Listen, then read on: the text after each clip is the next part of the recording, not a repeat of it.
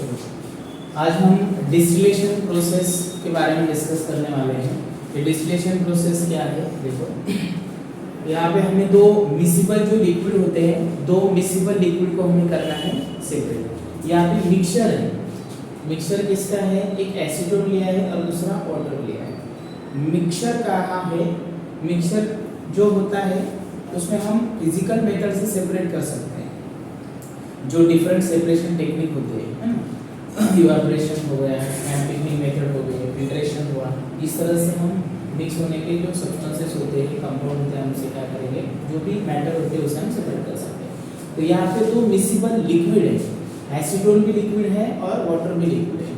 तो दो miscible liquid से हम सेपरेट कैसे कर सकते हैं? उसके बॉइलिंग पॉइंट से, क्योंकि ऑलरेडी वो क्या है कि फिजिकल स्टेट का लिक्विड है। लिक्विड को क्या होता है? Boiling point. एसीटोन का बॉइलिंग पॉइंट अलग है और वाटर का बॉइलिंग पॉइंट अलग है। दोनों की बॉइलिंग पॉइंट अलग अलग होते हैं, तो हम इसे सेपरेट करेंगे। तो कैसे करेंगे? यहाँ पे देखो क्या क्या लिया, एक स्टैंड लिया है। ये क्या है? डिस्टिलेशन फ्लास्क है। उस फ्लास्क के अंदर हमने एसीटोन एंड वाटर ऐड किया है। ये थर्मामीटर है। थर्मामीटर से हम टेम्परेचर चेक करेंगे कि टेम्परेचर कितना हुआ है। जैसे यहाँ पे ये क्या दिख रहा है आपको? एक क्या है? कंडेंसर है, ठीक है। इस कंडेंसर से क्या होने वाला है? जो भी इवापोरेशन हो जाएगा उस लिक्विड का मेल्टिंग पॉइंट का, तो यहाँ पे हम कलेक्ट करेंगे। वाटर यहाँ से आउट होता है, वाटर यहाँ से इन होता है। ये कौन सा वाटर है? Cold water. यहाँ से इन करेंगे, सर्कुलेट अंदर नहीं, बाहर की साइड से सर्कुलेट होने वाला है। यहाँ से वाटर आउट होगा। एक क्लैंप है, ये वाटर कंडेंसर है, अंदर से टाइप से, ठीक है। चलो, तो कैसे सेपरेट होता है हम देखते हैं। यहाँ पे हमने इस फ्लास्क के अंदर, डिस्टिलेशन फ्लास्क कहते हैं, उस डिस्टिलेशन फ्लास्क के अंदर एसीटोन और वाटर का मिक्सचर लिया है, दोनों मिक्स किए। एसीटोन का बॉइलिंग पॉइंट है 56 और वाटर का बॉइलिंग पॉइंट है 100 डिग्री सेल्सियस। दोनों जो लिक्विड है, उन दोनों लिक्विड का जो बॉइलिंग पॉइंट है, दोनों का कैसे सेपरेट है, अलग अलग। हमने क्या किया? उसको हीट दे दी। अभी हीट देने के बाद क्या होगा? सबसे पहले तो जो मिक्सचर है, उस मिक्सचर का टेम्परेचर राइज होगा, इंक्रीज होगा, ठीक है। तो इंक्रीज कब तक होगा? जब तक उसका जो फिजिकल स्टेट से दूसरे फिजिकल स्टेट में ट्रांसफर नहीं होता तब तक। मतलब ये लिक्विड है, तो लिक्विड का बॉइलिंग पॉइंट तक टेम्परेचर नहीं आता, तब तक वो टेम्परेचर गेन करता रहेगा, ठीक है। हीट अप्लाई की, उसका टेम्परेचर राइज होगा। तो इसका टेम्परेचर कंसीडर करो, पहले क्या हो जाएगा? चलो 30 डिग्री हो गया, उसके बाद 40 हो गया, 50 हो गया, 51, 52, 53, 56। अभी 56 यहाँ पे टेम्परेचर हुआ, तब क्या होने वाला है? एसीटोन वहां से निकल जाएगा। तो कैसे? पहले क्या होता है? वो एटम्स क्या होते हैं? वो एटम्स हीट एनर्जी गेन करते हैं। गेन करने के बाद, उसके बाद भी अगर हम कंटिन्यूअसली हीट अप्लाई करते हैं तो हीट कहाँ जाती है? जो एटम्स के बीच में जो बॉन्ड होता है, वो बॉन्ड ब्रेक करने के लिए एनर्जी यूटिलाइज होती है। उसके बाद उसकी फिजिकल स्टेट चेंज होती है, ठीक है। तो ये लिक्विड है, तो एसीटोन का टेम्परेचर, यहाँ पे इस मिक्सचर का टेम्परेचर जो 56 होगा, तो वाटर तो नहीं निकल जाएगा, क्योंकि इसका 100 डिग्री सेल्सियस बॉइलिंग पॉइंट है, तब तक वो उसका टेम्परेचर से गेन होगा, गेन करते रहेगा। यहाँ पे एसीटोन है, तो एसीटोन का टेम्परेचर, अभी इस मिक्सचर का टेम्परेचर 56 हुआ, तो 56 के बाद 57, 58 उस एसीटोन का नहीं होने वाला होगा, तो वाटर मॉलिक्यूल में वहाँ पे वो गेन करेंगे। लेकिन 56 टेम्परेचर में जो एसीटोन है, एसीटोन का टेम्परेचर इंक्रीज होगा क्या? अब इसके बाद नहीं, उसकी फिजिकल स्टेट चेंज होगी।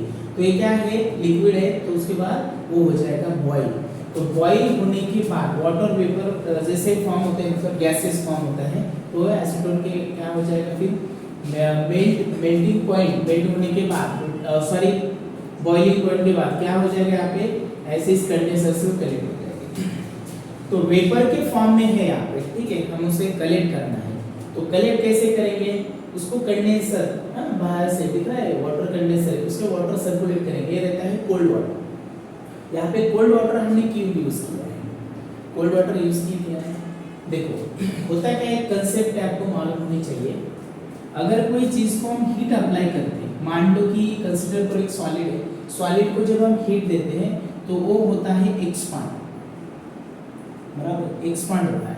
अगर वो एक्सपांड हो गया तो उसका वॉल्यूम राइज होता है, बराबर है ना, वॉल्यूम इंक्रीज होगा, एक्सपांड होगा, उसका वॉल्यूम भी क्या होता है? इंक्रीज होता है।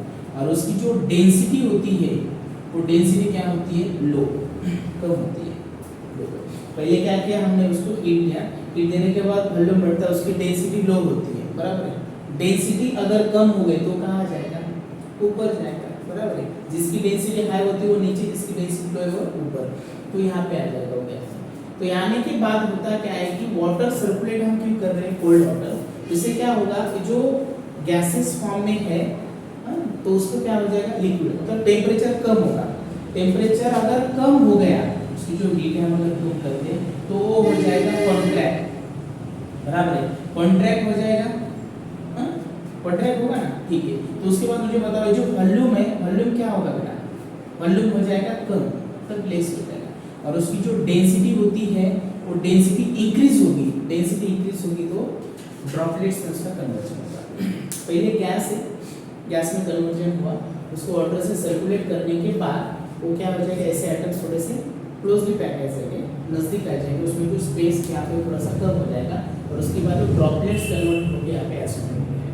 ये जो एसीटोन मिला है प्योर रहती है, यहाँ पे कैसे था, मिक्स हुआ था वाटर के साथ। तो ये जो मिसिबल लिक्विड है दोनों एक दूसरे से मिक्स है, उसको हम सेपरेट कर सकते हैं by using this distillation method. पहले हीट देंगे, हीट अप्लाई करने के बाद क्या होता है, उनका जो कम बॉइलिंग पॉइंट है, पहले वो लिक्विड यहाँ पे सेपरेट आउट हो जाएगा, जिसका जाता है बाद में। तो यहाँ पे इस फ्लास्क में क्या रहेगा, वाटर रहेगा, और जो सेपरेट आउट हुआ है 56 टेम्परेचर पे वो पूरा यहाँ पे एसीटोन रहेगा। कैसे हुआ है देखो, पहले हमने हीट किया, यहाँ पे इस कोनिकल फ्लास्क में क्या किया, मिक्सचर है एसीटोन एंड वाटर का, हीट किया, हीट अप्लाई करने के बाद उस एसीटोन का टेम्परेचर बॉइलिंग पॉइंट जो है वो लेस है 56, तो पहले क्या हो जाएगा, एसीटोन यहाँ से निकल जाएगा, यहाँ पे है गैसेस के फॉर्म में है, यहाँ पे वाटर सर्कुलेट करते हैं अंदर नहीं बाहर के साइड से, जैसे मान लो कंडेंसर है, आउटलेट ऐसे यहाँ पे सर्कुलेट होता है इन और आउट, बराबर है। तो यहाँ पे क्या हो जाएगा, उसका टेम्परेचर कम होगा जो गैसेस है, इसकी वजह से यहाँ पे थोड़ा सा इजी, जो वाटर है सर्कुलेट करने के लिए उसका टेम्परेचर इंक्रीज हो गया, वाटर यहाँ पे हम आउट करते हैं, बाहर देते हैं। तो ये सर्कुलेट होने के बाद यहाँ पे पूरा जो ड्रॉपलेट्स ड्रॉप फॉर्म हो जाएगी, ये सब रहते हैं एसीटोन। देखिए विंटर के टाइम पे आपको पता है ना, जैसे कि टाइम पे क्या होता है, सवेरे सवेरे अगर हम देखते हैं तो ग्लास के ऊपर हमारा जो कांच होती है उसके ऊपर वो ड्रॉपलेट्स दिखाई देते हैं, क्योंकि दिन में टेम्परेचर हाई होने की वजह से वाटर वेपर में कन्वर्जन होता है, उसके बाद टेम्परेचर कम होने के बाद वो वाटर वेपर का कन्वर्जन वाटर ड्रॉपलेट्स में होता है, ड्रॉपलेट्स होगा डेंसिटी बढ़ गई, इससे वो नीचे आता है, ऐसे यहाँ पे होता है। इस तरह से हम मिसिबल जो लिक्विड होते हैं, मिसिबल लिक्विड सेपरेट कर सकते हैं डिस्टिलेशन मेथड से। वो कैसे, उसका जो टेम्परेचर होता है, मतलब बॉइलिंग पॉइंट होता है, बॉइलिंग पॉइंट हिसाब से हम उसको सेपरेट कर सकते हैं। जिसका बॉइलिंग पॉइंट कम है वो पहले सेपरेट हो जाएगा, जिसका ज़्यादा है वो बाद में सेपरेट हो जाएगा। इस तरह से हम क्या कर सकते हैं।